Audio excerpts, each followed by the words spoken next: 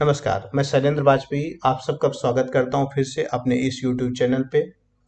जैसे मैंने बताया था पहले भी कि मेरा इस YouTube चैनल का जो मेन उद्देश्य है वो ये है कि जो भी इससे जुड़े हों, जो वीडियो देखें, उनको कुछ ना कुछ सीखने को मिले। बताने की ज़रूरत नहीं है कि जैसे हमारे लाइफ में सद्गुण हैं, जो अच्छाइयाँ हैं, वैसे हमारी लाइफ को आगे बढ़ाने में सक्सेसफुली काम आती हैं। वैसे ही चेस में जो आपको आगे ले जाएगा, शतरंज में जो आगे ले जाएगा, वो आपका है प्लानिंग, आपकी कैलकुलेशन, आपकी विजुअलाइजेशन। फिर से कहने की जरूरत नहीं कि विजुअलाइजेशन और कैलकुलेशन के बिना प्लान चेस में हो ही नहीं सकता।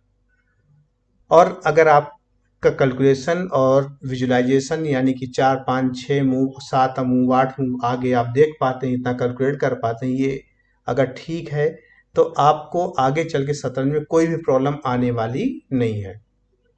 ठीक है। तो अगर आपने ये चीज इंप्रूव कर ली तो बाकी सब चीजें इंप्रूव करना आसान है।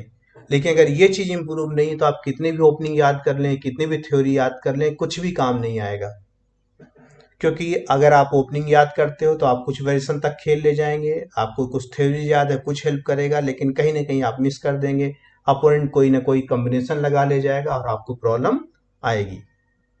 चलिए, तो मैं स्टार्ट करने से पहले फिर से एक बार बता दूं, अभी पिछले वीडियोज में कुछ सजेशन आए थे मेरे पास, कुछ लोगों ने सुझाव दिया था कि जब मैं कैलकुलेट करता हूँ प्रैक्टिकल जो पोजीशंस आती हैं उनको समझाने की जब कोशिश करता हूँ तो थोड़ा सा मैं स्लो कैलकुलेट कर बताऊँ, थोड़ा स्लो कैलकुलेट करूँ, थोड़ा सा स्लो बोलूँ, ताकि जो व्यूवर्स हैं, जो दर्शक, उनको समझने में आसानी हो।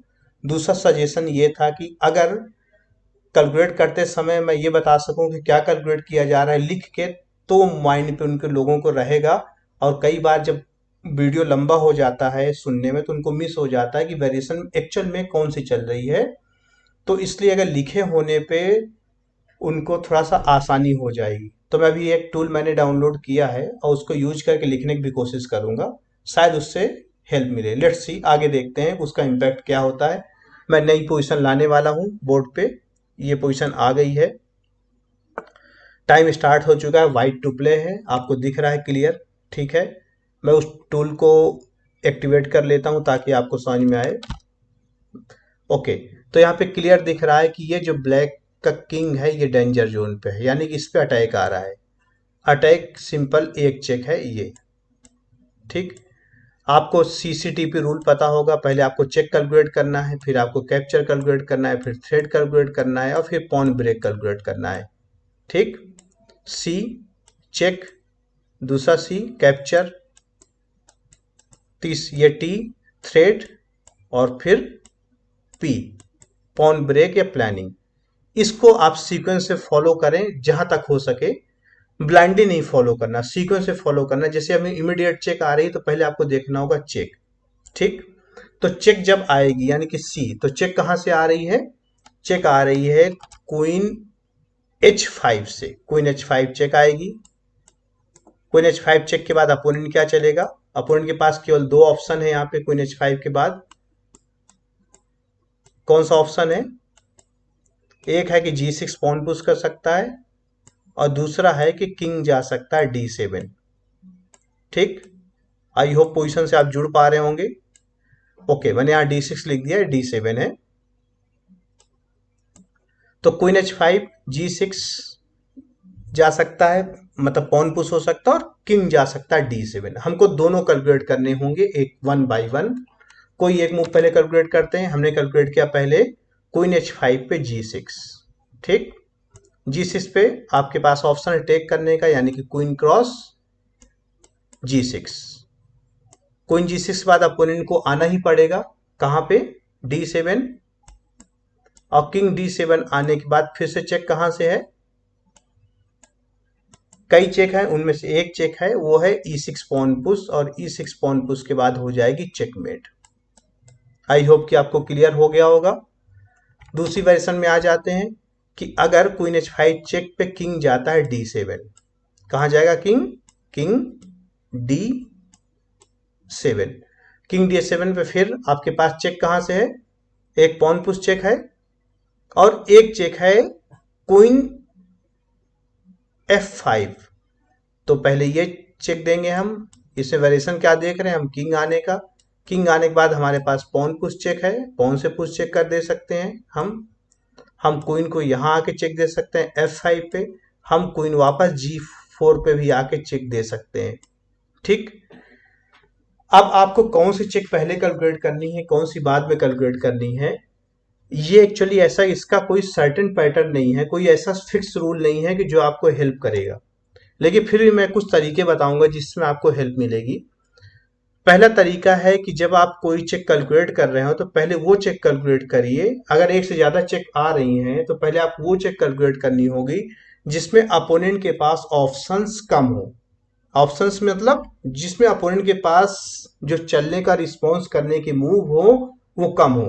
जैसे हमने क्वीन की चेक अभी देखी, यहाँ पे क्वीन की चेक के बाद अपोनेंट के पास ऑप्शन दो हैं, G6 और D7। G6 हमने कैलकुलेट कर लिया कि G6 अगर होगा तो उसके मेटिंग नेट पे आ जाएगा, किंग मेट हो जाएगी।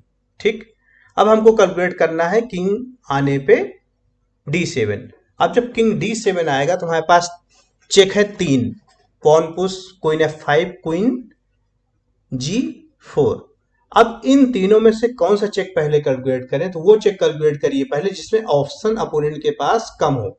तो सबसे पहले ऑप्शन कौन सा कम है, जैसे कि अगर हम क्वीन को आए यहां से, यानी कि जब H5 जा चुका है, H5 के बाद अगर F5 चेक देंगे यानी कि क्वीन यहां पे आ गया इस स्क्वायर पे, तो उसके पास ऑप्शन होगा किंग वापस जाने का E8 और ऑप्शन होगा पॉन पुश का। तो किंग यहां से वापस भी जा सकता है और ये पॉन भी पुश कर सकता है। सेम चीज यहां पे है कि जब क्वीन इस जगह से चेक देती है जो मैंने ट्रेंगल बनाया है, तब भी पॉन पुश हो सकता है और किंग वापस भी जा सकता है। तो ऑप्शन सबसे कम किस में होंगे, सबसे कम तब होगा जब पॉन पुश करे, क्योंकि पॉन पुश पे किंग बैक नहीं जा सकता, एक ही ऑप्शन होगा उसके पास, एक ही मूव है कि वो टेक करे।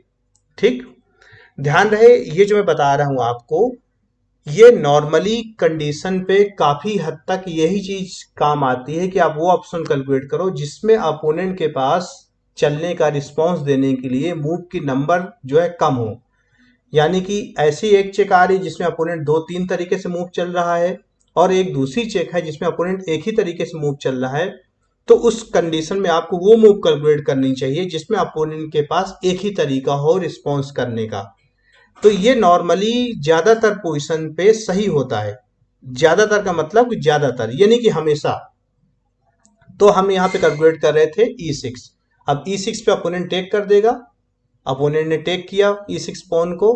अब हमारे पास चेक कहां से है, अब जैसे ये वीडियो आप देख रहे हैं तो इसमें आप चाहें तो पॉज कर दीजिए, सोचने पहले जो ही नहीं कि आप पूरा वीडियो शुरू से लेके अंत तक स्टार्ट एक ही उसमें देख लें, आप बीच में पॉज करिए। और सजेशन ये भी है कि जब आप सुन रहे हैं, वीडियो देख रहे हैं या कैलकुलेट कर रहे हैं साथ साथ, तो आपके पास रियल में बोर्ड लगा होना चाहिए। अगर रियल में बोर्ड है आपके पास, यानी कि सामने टेबल पे आप मोबाइल पे सपोज देख रहे हैं इस वीडियो को और आप टेबल पे बोर्ड लगा लिए, लैपटॉप में देख रहे हैं तो चलने दिए बोर्ड पे आप, लेकिन इस पोजीशन को सेटअप करिए। और जो ऐसे कैलकुलेट कर सकते हैं बिना पीसेस को मूव किए, और बिना पीसेस को मूव कैलकुलेट किए कैलकुलेट करें। जिनको मूव करने में प्रॉब्लम है वो मूव करके कैलकुलेट करें, जो ऐसे नहीं कर सकते। लेकिन फिजिकल बोर्ड अगर लगा होगा तब आपको ज्यादा फायदा होगा। केवल मतलब कहने का ये है कि केवल वीडियो देखिए नहीं, उसके साथ जुड़िए। जब तक आप पोजीशन से साथ जुड़ेंगे नहीं तो आपको समझ में नहीं आएगा, और जब आप जुड़ेंगे तब आपको पता चलेगा कि हाँ ये एक्चुअली पोजीशन ये चल रही है, प्रॉब्लम ये है। अगर आप सिंपल वीडियो देख लेंगे तो एक्चुअली जो प्रॉब्लम बोर्ड पे आ रही है उससे आप जुड़ नहीं पाएंगे, और जब तक आप जुड़ेंगे नहीं तब आपको मूव मिलेगी नहीं। और मिल भी गई तो आप बोर्ड पे इसको अप्लाई करने का तरीका उतने अच्छे से नहीं सीख पाएंगे जितना बोर्ड पे लगा के आप सीख पाएंगे। तो सिंपल यहाँ पे हम लोग जो कैलकुलेट कर रहे थे कि क्वीन की चेक के बाद किंग जा रहा है E7, E7 के बाद चेक है जिसमें हमने कैलकुलेट किया E6। अब E6 के बाद देखना है, जब E6 को टेक हो गया तो किंग के ऊपर हम चेक दे सकते हैं कई, जो कि हमारे यहाँ से G4 से चेक आ रही है और G6 से भी आ रहा है चेक। हाँ, दो ही चेक हैं, G6 से और G4 से, और कहीं से चेक नहीं है। G6 और हाँ G6 और G4। अब इनमें से हमको डिसाइड करना है कि कौन से चेक कैलकुलेट करें, तो फिर वही रूल आप अप्लाई कर सकते हैं। हाँ, फिर से मैं बताऊंगा कि रूल अल्टीमेट नहीं है, लेकिन ज्यादातर केसेस में आपकी हेल्प करेगा कि आपको कैसे कैलकुलेट करना है और किस तरह से आप अच्छी मूव ढूंढ पाएंगे। ओके, तो किंग E6 तक आ चुका है। E6 के बाद हमारे पास G6 की चेक है और G4 की चेक है। ठीक, अब अगर चेक हमको लग रहा है जैसे हम G6 चेक देंगे तो नाइट बीच में आ जाएगा और G4 चेक देंगे तो किंग हट सकता है। तो हमने यहाँ पे जो आपको पहले बताया था C T P, तो इसमें हमने C कैलकुलेट किया और किंग निकल के आ गया। C मतलब पहले चेक कैलकुलेट किया, किंग निकल के आ चुका है E6 तक। तो अगर हमको लगे कि क्वीन G4 क्वीन G6 दोनों चेक से हमारा काम नहीं बन रहा है तो हम थ्रेट भी सोच सकते हैं। थ्रेट मीन्स कि जब किंग यहाँ पे है, इस स्क्वायर पे किंग आ चुका है और हमारा क्वीन यहाँ पे है, तो क्वीन अगर यहाँ आ जाए यानी कि F5 पे, तो मेट हो जाएगी। लेकिन ये मेट कैसे होगी?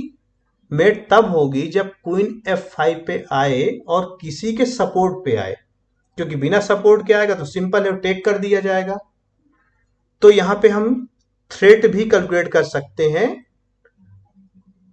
इस तरह से आप इस सीक्वेंस को फॉलो करिए, सी चेक, सी कैप्चर और फिर देन सी के बाद थ्रेड। ओके, हाँ, तो हम लोग कहां पे थे? यहां हम लोग थे यहां पे किंग G6 पे। किंग G6 के बाद किंग E6 के बाद हमको कैलकुलेट करना था कि अब चेक हम कहां से दें। तो चेक के हमारे पास ऑप्शन है G6 और G4, जिसमें से दोनों में पीस अपोनेंट के बाहर निकल आ रहे हैं या किंग C4 आए, तो हम यहाँ चेक ना दे के थ्रेट कैलकुलेट करेंगे। थ्रेट कौन सा है हमारे पास? हमारे पास थ्रेट है बिशप D3। बिशप D3 का आइडिया क्या है? बिशप D3 के बाद अब यहाँ पे मेटिंग थ्रेट है। मेटिंग थ्रेट कैसे है? Queen F5। अब क्वीन F5 कैसे रोकेगा अपोनेंट? क्वीन F5 रोकने के लिए अपोनेंट चल सकता है नाइट D4, यानी कि हमने यहां तक देख लिया कि क्वीन आएंगे हम, किंग आएगा, पॉन पुश चेक देंगे, किंग टेक करेगा इसको। जब टेक करेगा तो चेक से काम नहीं बन रहा हमारा, तो हम बिशप D3 आएंगे। बिशप D3 का आइडिया होगा क्वीन से चेक देने का। उस चेक को रोकने के लिए अपोनेंट आ सकता है नाइट को D4। जब नाइट D4 आए तो ये चेक तो रुक गई, लेकिन एक नई चेक क्वीन को खुल गई। कहां से? ये। ठीक, आशा करते हैं आप विजुलाइज कर पा रहे होगे कि ये पॉन यहां नहीं है बल्कि ये खाली जगह है। ठीक, जब ये चेक आएगी तो किंग कहां जाएगा? किंग फिर से बैक जा सकता है वापस। ठीक, और इस साइड भी जा सकता है। यहां जाएगा तो फिर ये टेक होगा, बैक में तो मेट हो जाएगी, लेकिन अगर F7 चला गया तो फिर हमारा काम रुक जाएगा। तो इसका मतलब नाइट D4 जब आएगा तो क्वीन E5 चेक से काम नहीं बनेगा। तो फिर क्या करेंगे? हम वहां पे चेक देंगे क्वीन G4 से। क्वीन G4 में किंग अगर F7 हटता है या F6 हटता है तो दोनों में मेटिंग थ्रेड लग जाएगा।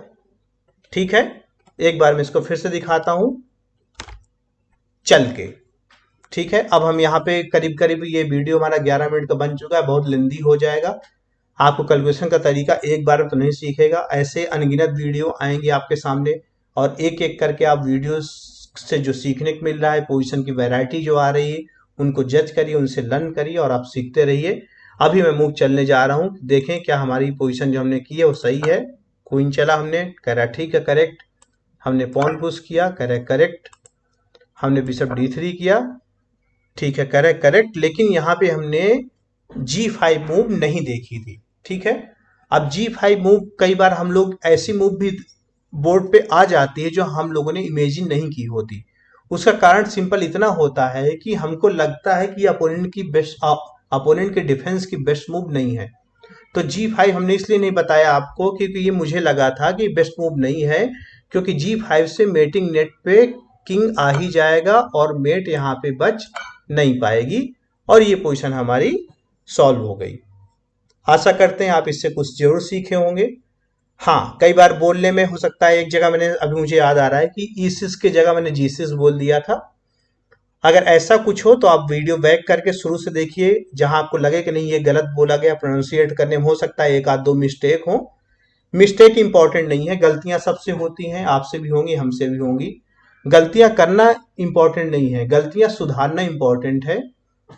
और इम्पॉर्टेंट है मोटो। मोटो मीन्स हमारा एम जो है वो इम्पॉर्टेंट है। एम हमारा जो है वो ये है कि हम सब, खासकर आप, अपने गेम को एक नेक्स्ट लेवल तक ले जाएं, जहां तक है वहां से इम्प्रूव करें। और मेरी पूरी कोशिश होगी, मेरा एक्सपीरियंस जो भी है, मेरा गेम जो भी लेवल का है, उसके अकॉर्डिंग मैं आपकी अधिकतम हेल्प कर सकूं। चलिए इस वीडियो को अभी यहीं तक कवर करते हैं। आई होप आपने एंजॉय किया होगा। लाइक करिए और सब्सक्राइब करिए, और सजेस्ट करिए कि क्या ये इस तरीके से समझाने में जो लिख के मैंने बताया, क्या ये ठीक लगा। अगर नहीं लगा तो और क्या तरीके हो सकते हैं, ये भी सजेस्ट कर सकते हैं। एक वीडियो मैंने पहले बनाया था, इससे मैंने फोटो यानी अपना वीडियो भी इसमें राइट साइड में ऐड किया था, शेयर किया था। लेकिन मैं इसमें वीडियो नहीं ऐड कर रहा हूँ। मुझे लगता है वीडियो इंपॉर्टेंट नहीं है, आप मुझे देखें ये इंपॉर्टेंट नहीं है। इंपॉर्टेंट है कि आप मुझे देख के भले ना सीखें, सुन के सीखें या देख के सीखें, जैसे भी सीखें सीखें, ये इंपॉर्टेंट है। आपका सीखना इंपॉर्टेंट है।